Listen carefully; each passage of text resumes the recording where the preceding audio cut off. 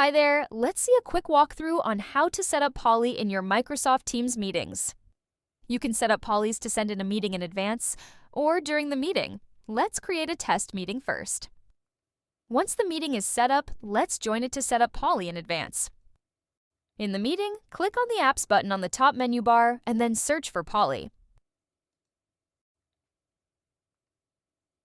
Once Poly is added to your meeting, a side panel will open up with all available question types listed.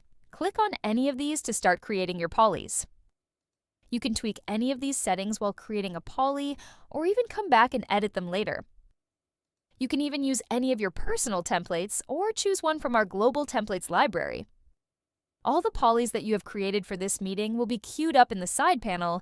You can access them at any time to edit or publish. Once you are done, you can simply leave the meeting. Rest assured your Pollys will remain saved and will be ready for you to publish when you join the meeting at the actual scheduled time. When you join the meeting, click on the Poly button on top to open the side panel with all your queued Pollys listed.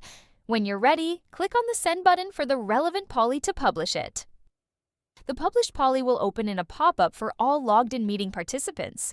They can put in their response right away or access it later in the meeting chat too. Published Pollys also appear in the meeting chat, where all users, including any guest meeting participants, can access and respond to them. Once the meeting has ended, head on over to your Poly dashboard. Click on the Meetings tab to access all in-meeting Pollys that were created. You can access their results as well as export them to CSV from here. And that's it! A quick guide on how to add Poly to your Microsoft Teams meetings. If you want to see more tips and tricks, have a look at our dedicated Help Center.